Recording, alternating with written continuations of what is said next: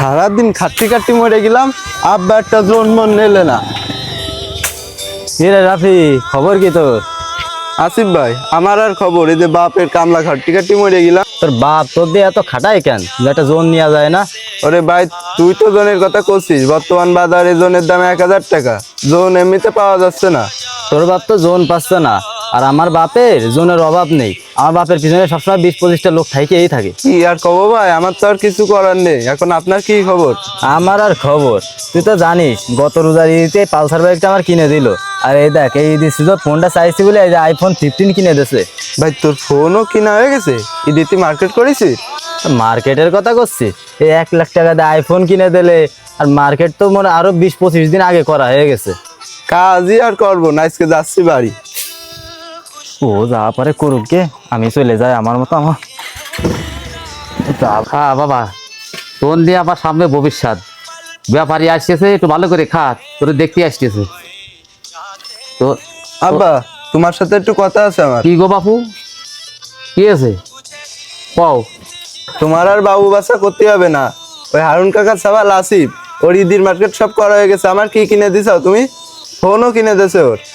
বাবা, ও তো কেনাকাটা করে দেবো আমি, তাই না? একটু দেরি কর, আমি এই যে গৌড়া বিক্রি করবো, ভুসির দোকানে 1 গাদা টাকা বাকি আমার।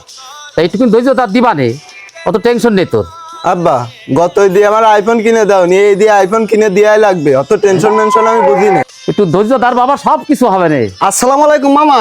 ওয়ালাইকুম আসসালাম। ভাই ভালো আছো? আছি মামা। কি খবর ভাই? মামা বলছিলাম কি, প্রায় 30 বস্তা ভুসি নেছেন, এই ভুসির টাকা না দিলে হচ্ছে না। আমি মহাজনের কাছে গেলাম আজকে, মাল নিয়ে আসছি। মহাজন কলে আগের টাকা শোধ না করলি একটা ভুসি দেবো না তোমার, তাই আপনার কাছে দৌড়ে আসলাম।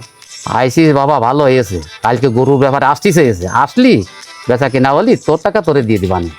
আচ্ছা ঠিক আছে বাবাজি, দিয়ে দিয়েন। কিন্তু ছেলের সাথে দেখলাম যে বকাবকি করতেছেন, কি হয়েছে? কি ঝামেলা করছিল? ওর বাবা, গরুটা বেচতে পারিনি, ছেলে বের একটু ঝামেলা করতেছে।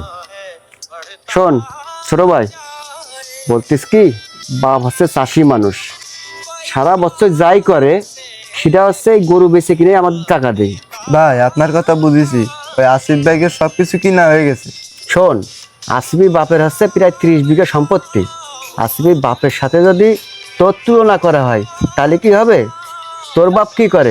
আমার বাপ কি করে সবই তো জানেন আপনারা। জানি বলেই বলছি, শোনা, বাপের সাথে এরকম চিল্লি করে না। বাপ দিন আনে দিন খাই, 2-1টা গরু মরু পোষে, সেইটাই বেচা কিনা করে দেখো যথেষ্ট পরিমাণ তোমাকে ভালো রাখে।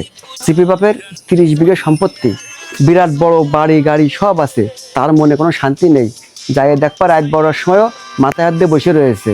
তাই বলে কি শোনা, নিজের বাপ বাইসে আছে, বাপের সাথে এরকম ব্যবহার করে না। আচ্ছা ভাই, আমি বুঝতে পারছি, আমার এইরকম ভুল আর হবে না।